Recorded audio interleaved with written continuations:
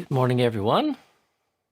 Welcome to our morning coffee time for, today is Wednesday, June the 3rd. We had a live view of the deer this morning, and Ajahn say, as we were watching the doe and the fawn kind of grazing around the side of the house, was saying, Ajahn, it grows up so fast. And I was thinking, yeah, they do. Animals. Humans, not so much. We take a long time to grow up, as I'm sure.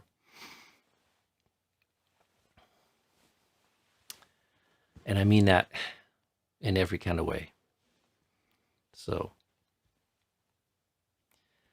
a little news. Something I forgot to mention yesterday. I know several of you are fans of Ajahn, and he's been doing some Zoom talks. And I got a notification from T Sarna that once those talks are done, they are posting them, at least the audio of them, on the T Sarna website. So people are looking for talks from Ajahn, you can find those there. So, and my mind is a little dominated by all the setup this morning. So if people have questions or themes they'd like me to talk about, this would be a good morning for that. So,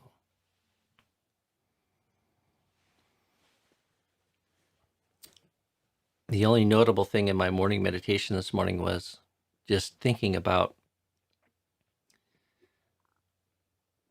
what one might call the subtle forms of hindrances or defilements.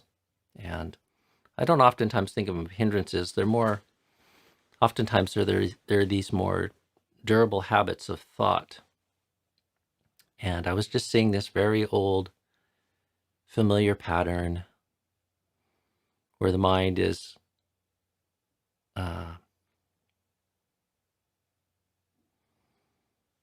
just thinking of the self. And in particular, this is like doubting oneself, thinking about oneself in some sort of critical way.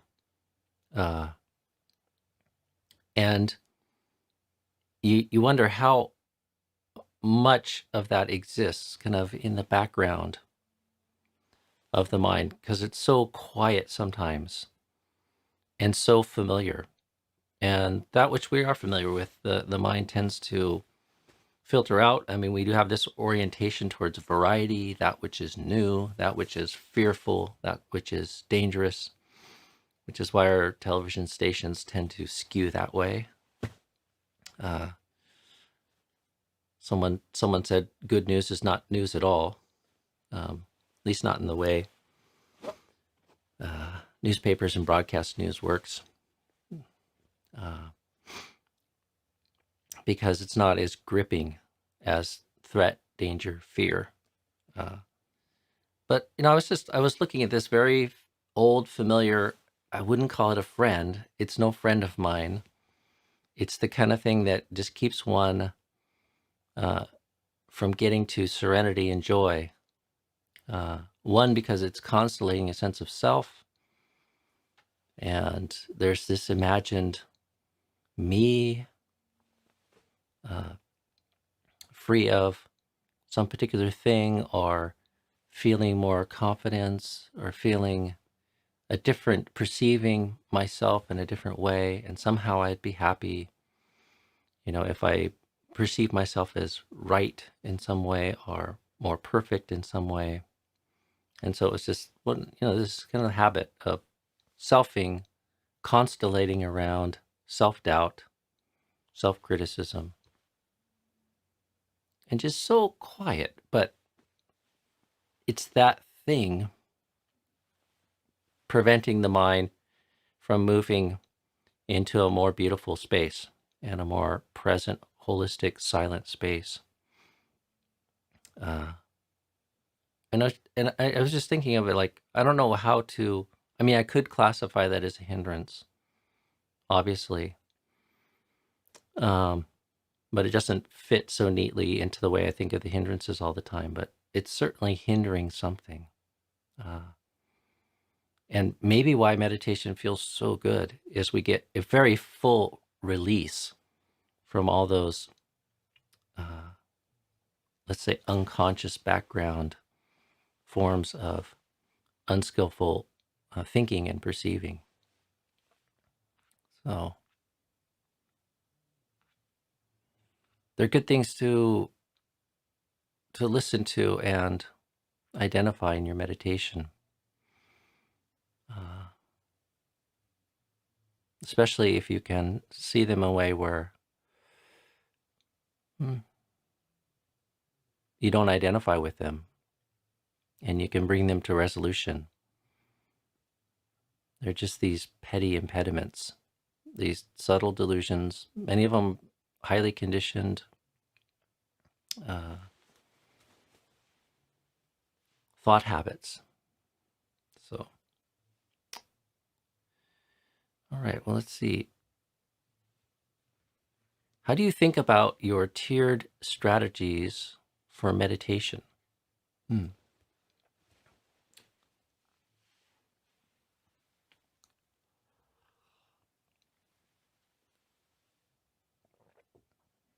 Well, I often talk about tiered strategies for meditation when we talk about the 5 ways of removing distracting thoughts or just unskillful states of mind, if you want to generalize it a bit more.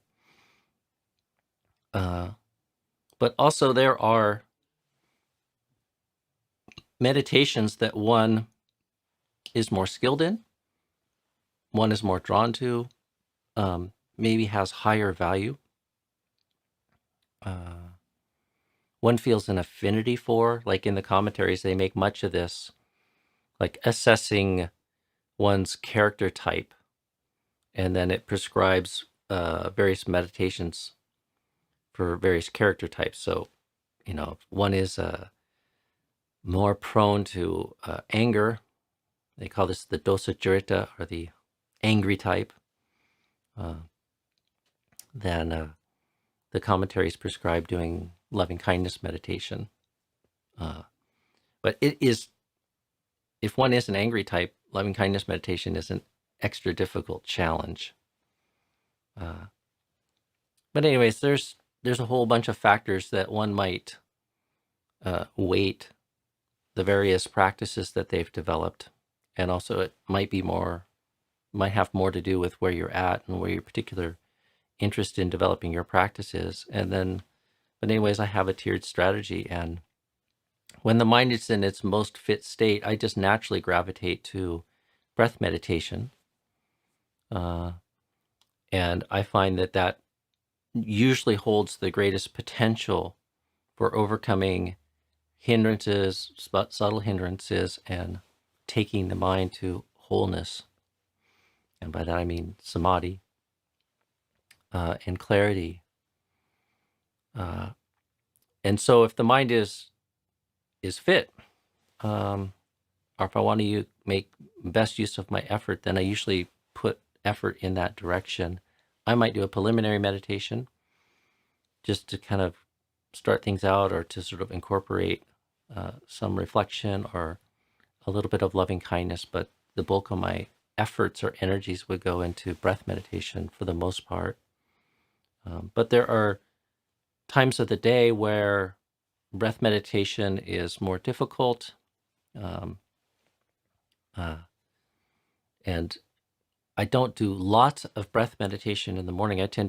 These days, I tend to do more reflective styles of meditation. I just find it more efficacious. Keeps me more engaged and alert.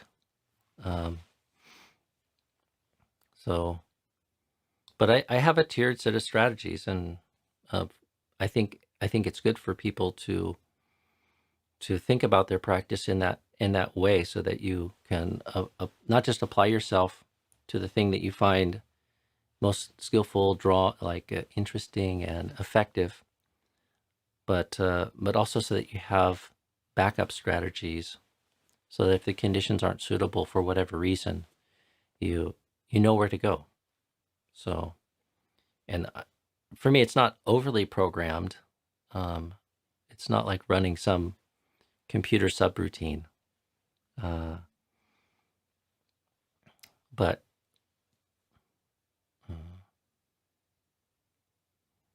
and you can even think of the postures in that way. Like, if conditions are most suitable for sitting, then it's good to sit. Like, there's more potential. It's a more unconditional meditation posture. But there's times, due to sort of health or what's going on with your body, or you've already been sitting a long time, that you need to sort of either do standing or walking meditation if you want to be engaging in formal meditation. So, and in terms of tiered strategy, I would broaden it beyond this word meditation and couple it more with our endeavor to sort of practice right effort. So, sometimes especially if you're practicing a lot, you just get to a point where you feel like more effort into formal meditation isn't really producing meaningful results. You hit a kind of wall or a limit, or it gets stale after so many hours in a day. And rather than just pushing through or sitting with unproductive meditation, it could be more useful to do something else, like, read some suttas or listen to a Dhamma talk. Or, if you live in a monastery or you have a close Dhamma friend, have a discussion about practice. So, but one needs to use a little bit of discernment so that we're careful not to be neglecting the high leverage work and just kind of copping out. And like, there's times where my effort was just lazy and flagging, and I'd fill up some of the practice time with just listening to Dhamma talks. It's so easy and passive, and it is Dhamma, So like I could feel good that I'm still sort of connected with Dhamma and focusing on Dhamma. But if that becomes the only thing in your Dhamma practice, then you might not be making the most of your time or steady effort. So anyways, it's a little scattered, Nadine, but those are some of the ideas I have around tiered practice.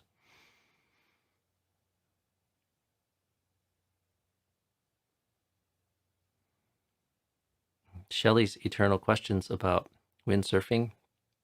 For those of you who don't know, we live in one of the best places for windsurfing in the world.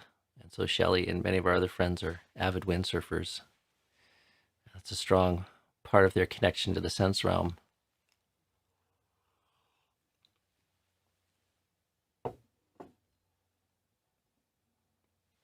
I don't get the question, though. Am I deluded because I know it's going to end?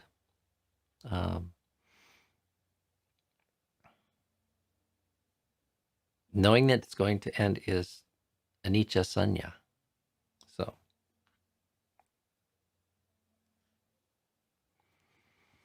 Adil, what if a sense of pity arises during metta bhavana?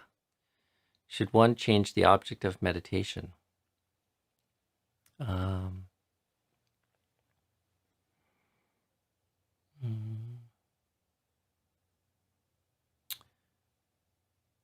If it overwhelms and dominates the mind, and like, I'm going to interpret pity as an unskillful state of mind.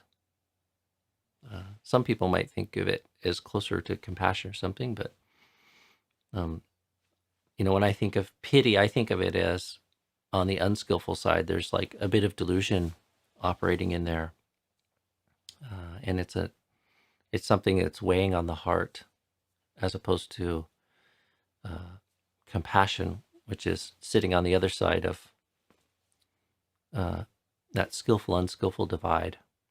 So one does need to guard against it. I mean, oftentimes, they talk about subtle ways that metta bhavana can go wrong, and one of the chief is it turns into just affection. So meaning like love with attachment, or even sensual or sexual desire for a person. So, but if a sense of pity arises, then I would just see if you can purify that or adjust it, turn it into compassion, or some of what motivates us to feel pity is not all that different than the draw to arouse and exercise goodwill towards a person.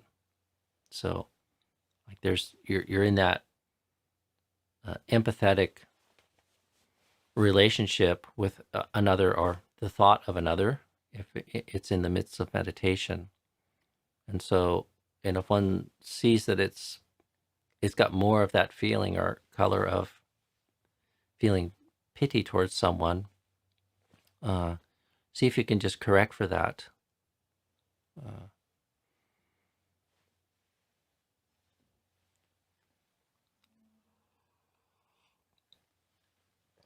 And maybe if one can't overcome that, then it might be appropriate to sort of change up the meditation. So,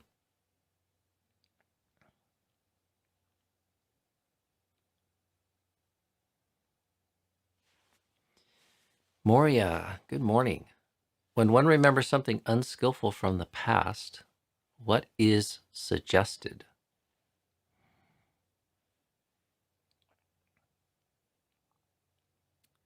I'd say on some level, depends what you're doing with the mind, but generally the Buddha does not praise giving a lot of attention to the past. And so, if something unskillful kind of comes up, then, I try to spend as little time as I can with it, because it's oftentimes, it's sticky. I mean, that's the reason why you're remembering it. It's memorable in some way. There is some karma there, we could say.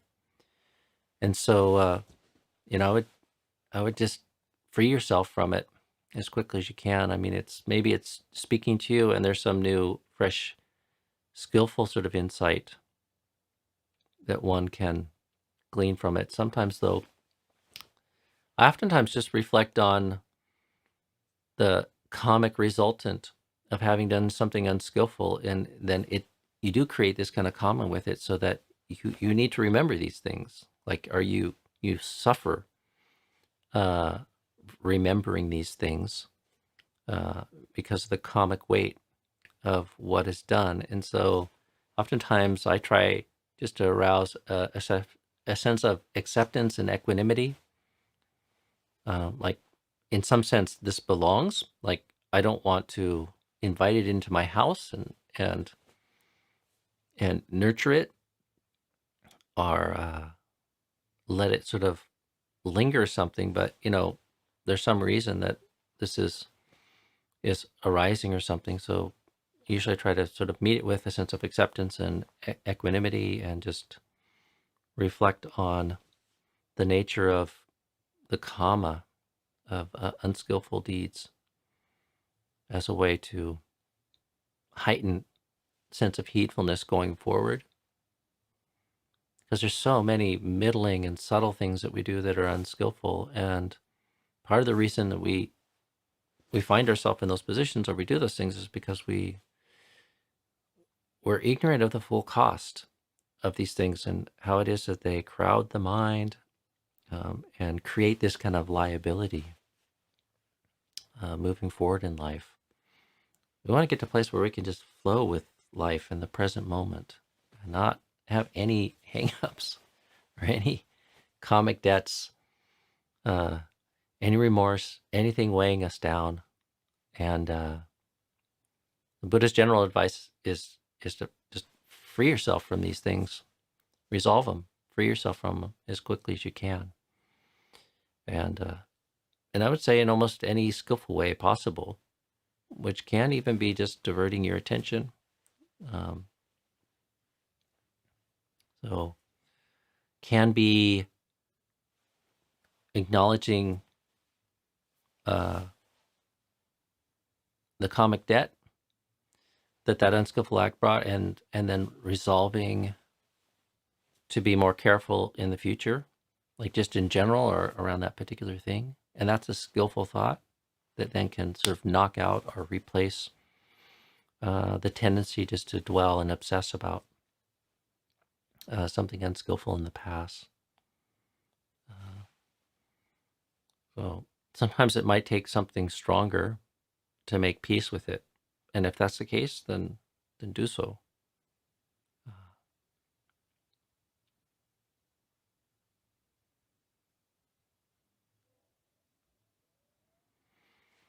Eva Z. Ajahn, how can we make metta more of a daily practice that has more depth than just reciting the usual verses? Thank you. Mhm. Well, the verses are there as a meditative form or just as a suggestion to kindle metta, to kindle goodwill, thoughts of friendliness, thoughts of well-wishing for others. And there is an accompanying focus or emotion that that we want to sort of stimulate when we're cultivating sort of metta, and that's what you want to deepen. So, the skill in developing metta bhavana is to be able to generate what I call the wish. More formally, it's called the nimitta, or the sign of metta, and that can be like a felt sense in the body, in the heart, where one has that positive feeling of non-ill will towards another person. Oftentimes, it's better than non-ill will. It's a real positive well-wishing and goodwill for others. And then one wants to kind of kindle and nurture that, you know. So, I oftentimes call it the wish, like you create the volition and the intention and generate the wish, and it's like a little spark lighting a fire, and then you very carefully attend to it and blow on it in a careful way to sort of get that to sort of catch and grow and warm up. So there's a little video on YouTube that I think Ajahn Jodhipalo made when we were camping one time of me. I was starting a fire with a bow drill that one of the monks had made, and I have a tinder bundle, and it took amazing balance and focus to get the little coal going, and then at the proper time and the proper conditions transfer that into this tinder bundle, and then to very gently encourage the tinder bundle to heat up and become more flammable, and then eventually break into flame so that I could start a fire with it. And one of the monks cut a little video of that with, I think, Ajahn Krunadamo reading a quote from Ajahn Chah. So, and I think that's a great image of how we put effort into developing metta bhavana, or at least how I think of it, one way I conceive of it. So that's one way to kind of get depth. Of course, the other one I mentioned the other day, which is through speech and action. And the Buddha encourages that. He doesn't encourage you just to sit and think thoughts of love and kindness. That is high praise for the people that do that. But you should also develop metta sort of in mind, in speech, and body. So, through your day, look for opportunities to speak in ways that are motivated by goodwill for others, wishing well for others, wishing safety, wishing well-being and blessings for them, wishing the best of life for all beings. And one can just practice that as you move through your day. And in some ways, it's easier than some very narrow sense of being perfectly mindful moving through the day. So it can be a very useful strategy to keep one's mind sort of tethered to something wholesome and skillful as you move through the day, and then be looking for opportunities to speak in kind ways and speak with goodwill and do kind acts based on that. So those are several ways that one can deepen it. So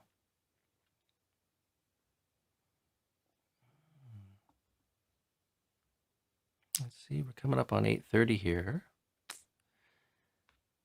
Phil, I might have missed something here in the chat, but what is this in reference to? The anxious quiver of being.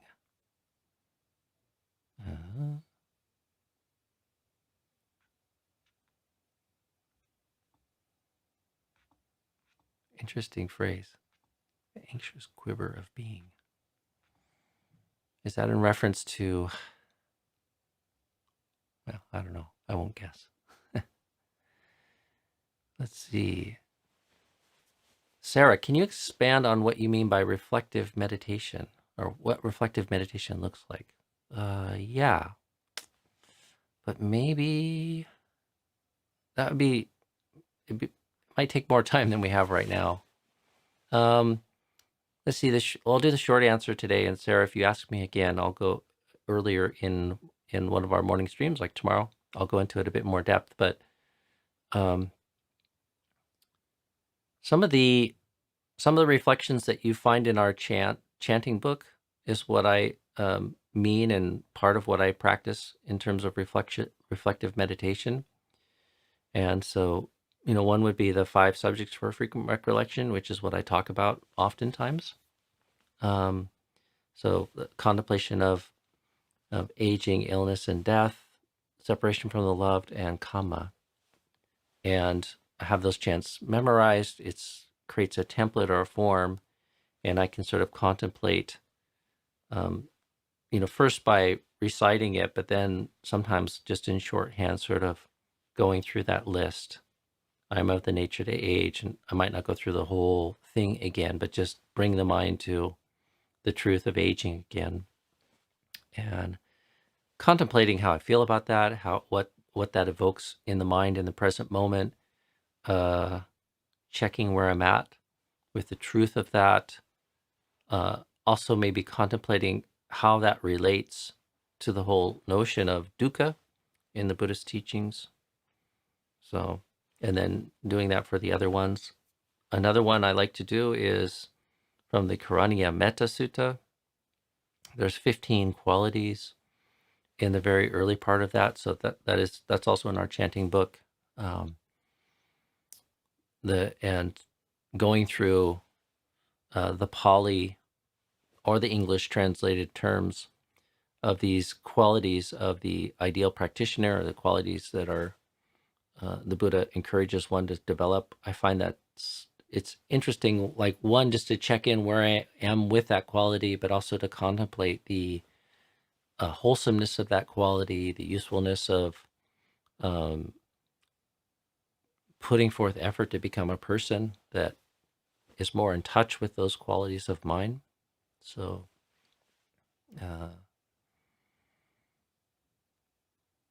there's a couple examples there, and it does involve discursive thought on some level,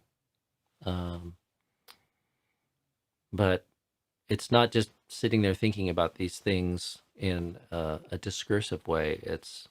You're reflecting on them. So you have some strategy of a list of dhammas or a dhamma kind of concept, and you're reflecting on that. So in doing so, sort of trying to bring the mind sort of to a place where there's a heightened sense of mindfulness, and you're all the same overcoming the hindrances through the application of mind to this very skillful reflection on Dhamma qualities. So, okay, well, I'm going to leave it at that today. Sorry, I can't catch up with everybody and all the comments here. Okay, good. That's what I was looking for. I thought you were talking about, yeah, that feeling I was talking about in the early part of the stream when you're meditating. So that's what I hope you're talking about. All right, friends. Thank you.